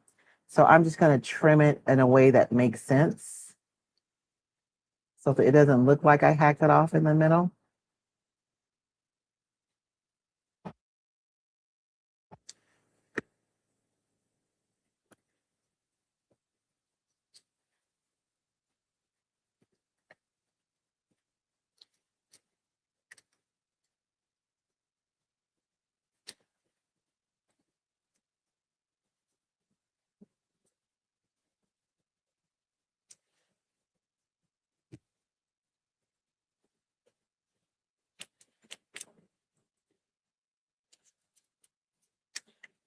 Oh man, that's not exactly straight, is it? It's transferring already. Why did you guys tell me it wasn't straight? I'm just kidding. You probably did.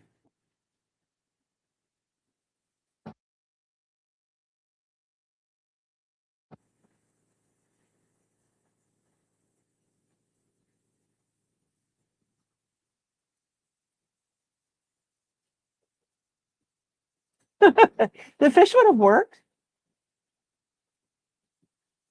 You know what, Jed? I'll show you a link right now to the new group. It's Recycled Creative. Oh, I forgot.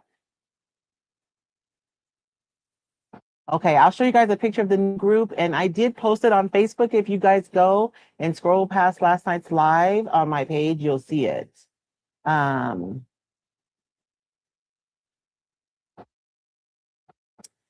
yeah, Karen, I found them on Amazon. That's where I got them from, and I believe those are the ones that I have the link for. But this is the new group. Whoops, wait, no, is that it? No, that's not it. This is the new group. It's the Recycled Creative Growth Lab. And so you can find it using that name on Facebook. I did have a QR code, but I put it in my other studio for my Sunday night lives. And it's not in this studio, which is weird because I thought when I uploaded pictures that they would be everywhere. But I digress. I did post, I made a post yesterday on Facebook yesterday afternoon before we went live. So if you go to Roy Cycle Treasures and you scroll down, you'll find it there with a link, or you can just look it up by this name. And this group is really specifically for like mixed media, journaling, more kind of artistic endeavors, because I think that either you've been with me for a while and we're all kind of on this creative journey together, right? Or you may be just coming to Roy Cycled and you see me doing this. But I started off doing furniture and more home decor, which anything we do in these journals, you guys know we can use on home decor, right? Like there are no rules. Like when we use the pastels on the book in my book and I fell in love with it, I used it to make a clipboard. I use the same process to make a clipboard. I do feel like this is missing something, but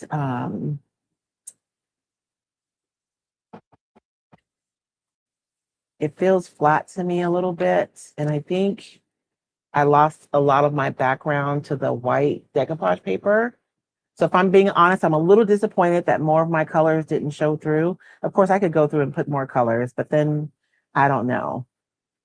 I don't know. Maybe if I go around and grunge up the edges, that'll give it some depth. What do you guys think? I'm not seeing my dauber. Oh, let's just use our beauty blender. It should still have some ink on it, right?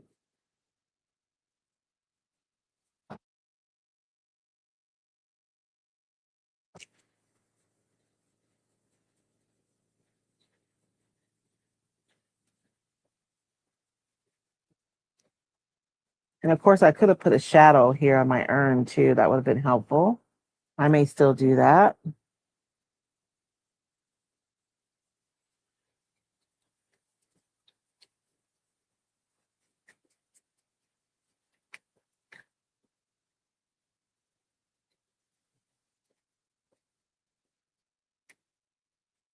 My pages are so sticky because it's not really dry.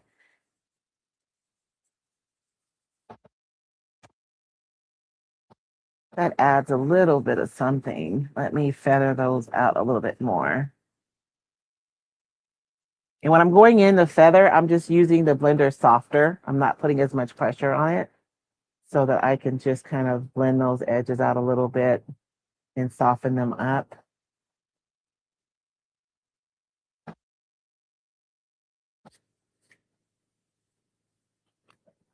And so I think I'm going to stop here.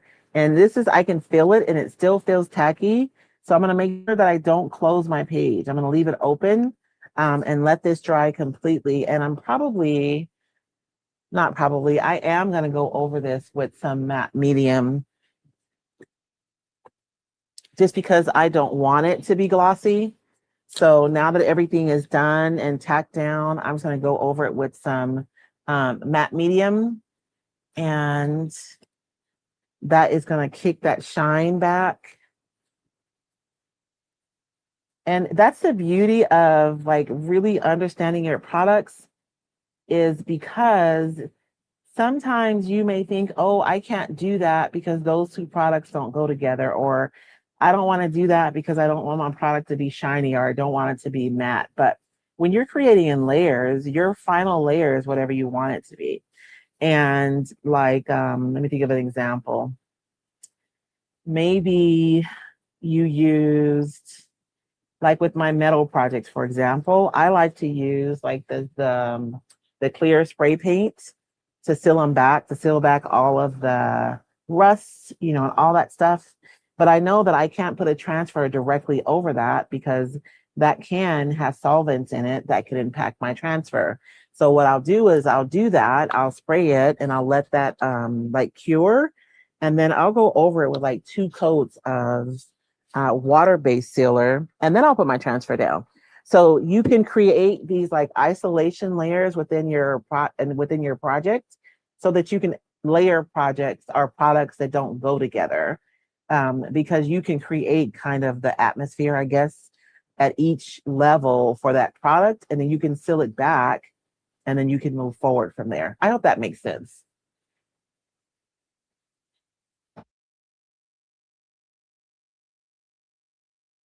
Oh, the raised stencil. Okay, let me dry this really quickly. And then I think I might just use the gold pigment by itself without wetting it. I gotta see if I have any here on the table. I've been trying to put things away after my lives, you guys. So I'm using my craft dryer to dry this page and I have transfers. So I'm gonna have to be really careful because this is hot. So I'm gonna have it like at least one fist above my page, right? And I'm gonna move it around a lot, a lot, a lot, so that I don't end up, because these transfers do not like heat and we don't want them peeling up because I made them too warm.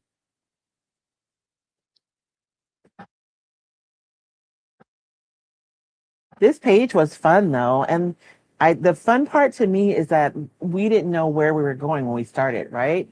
So did I do all of my sticks? Um, I have mark making. I'm going to count that we've done mark making just because we talked about it earlier. We'd made all kinds of marks on this piece, right? And then we did the texture underneath the paper. We're going to highlight that texture in just a second. We painted with bright colors, even though we ended up pushing them a little bit back further than I wanted. I think it's interesting that my paper wasn't as transparent as I anticipated it being.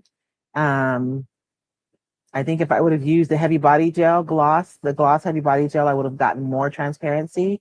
And then we paired our decoupage paper with a stencil to create the urn here on our page.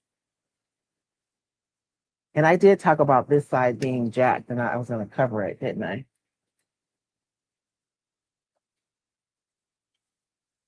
Ooh. I have a song in my head that I do not know the words to. You guys hate when that happens?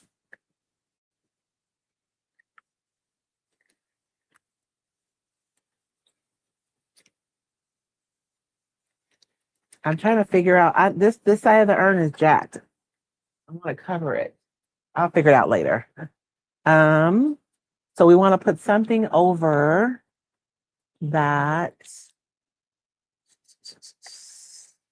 And I am not seeing any gold. I do have this pan pastel here is metallic. What other colors are on here?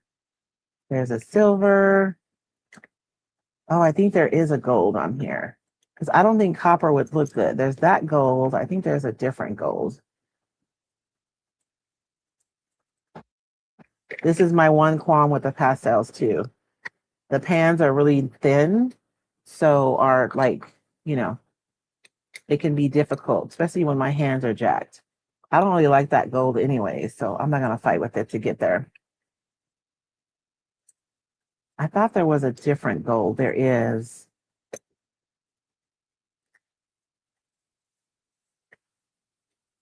I'm thinking this one right here would be fun. And I'm going to try to find the texture. I don't know that we're going to be able to find the height of the texture. Hmm. That's not working exactly the way I wanted it to.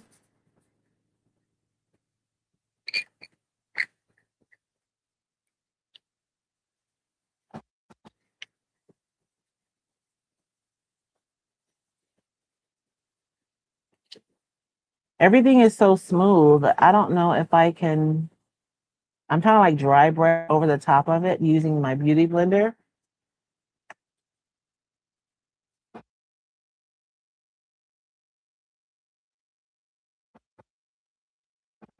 I don't know, you guys. I can see it.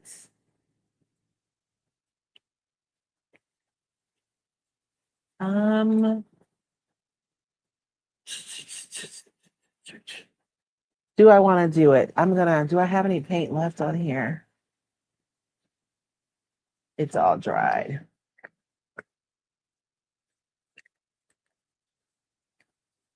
I am going to use paint and hopefully I will not regret my decision. We'll see what happens. This red is a really bright though, so I'm going to add some green, like the tiniest bit of green. What if I have, oh, I do have some red left. Dang it. Chris, if I mess up my piece doing this, I'm going to be upset with you, okay? How do you find the link to your added?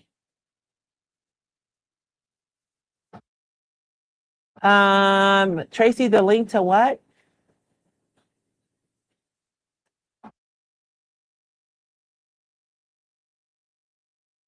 Oh, that's going to be way too much green. Let me get that off of there. So I'm adding some green to, it's interesting, it's turning purple. There must be some blue in that green.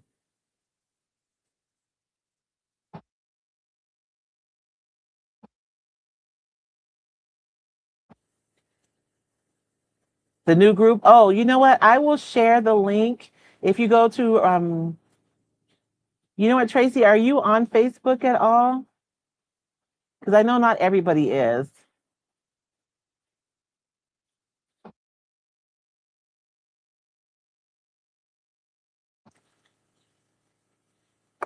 I'm gonna add a little bit of yellow to that.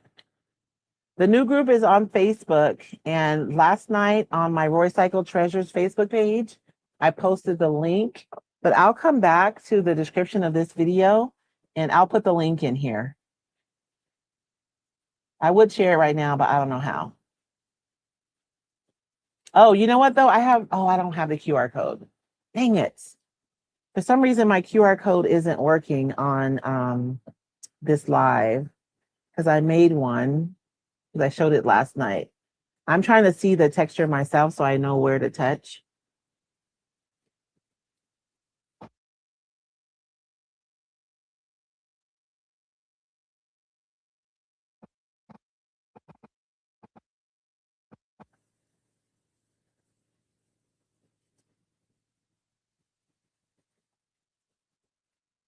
It's so dry here, you guys. My paint is drying out before I can even get to it. And I'm not going to be able to do it because it's just not, the texture isn't high enough. And my paint is being sticky.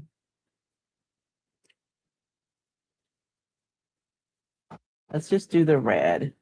I'll just mix it optically with a little bit of yellow. And we'll see what happens.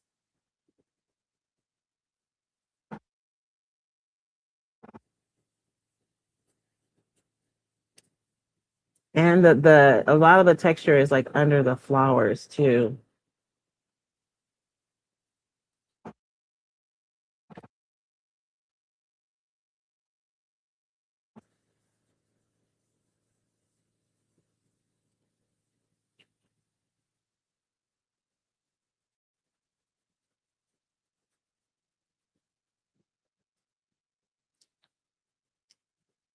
I don't know, Chris.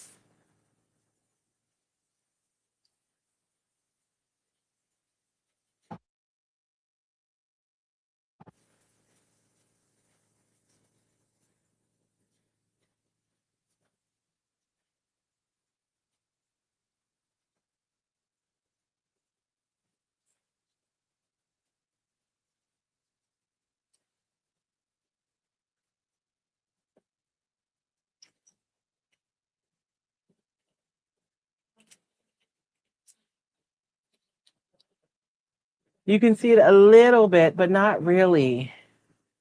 I'm really not getting what I want right now. So I'm going to leave it. Everything is super tacky. And so I can't really go over it smoothly. My fingers keep sticking to the surface. So I might try it later. But I'm going to go up a little bit because I am a little close. So you guys can see the full page.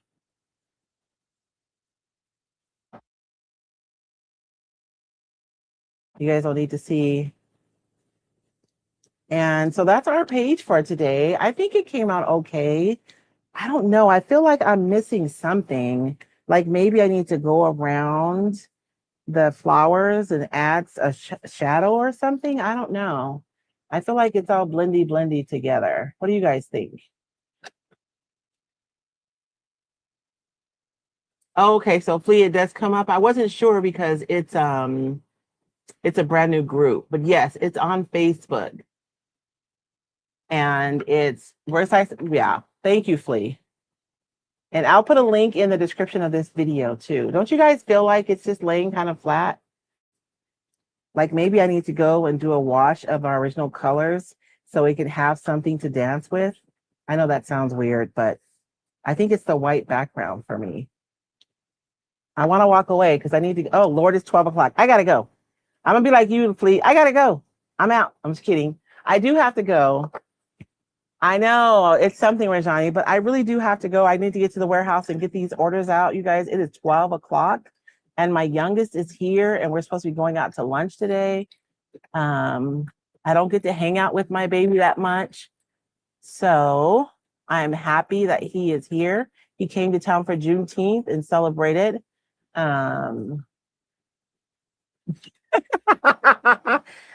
Well, Flea, I mean, I'm not like, it's not about not living it down. It was just funny. It was hilarious. I love it. But that's my project for today, you guys. I'm gonna stop.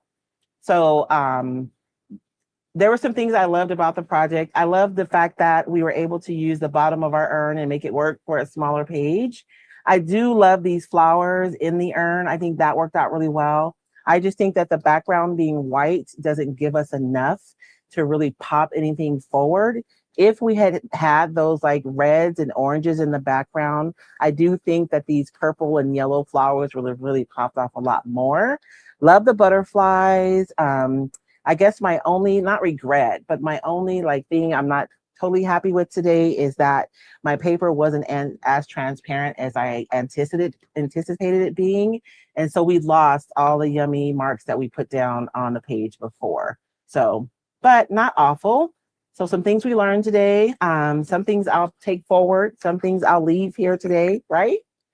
And that's it. But you guys have a blessed day. Thank you guys so much for joining me for Mad Scientist Monday. And remember, where experimentation goes, creativity follows. Please make time to play and experiment and just see what happens, because those are the spaces where you find like techniques and processes that are unique to you. And those are the things that ultimately become your artistic voice. You guys have a blessed day and we'll see you next Sunday.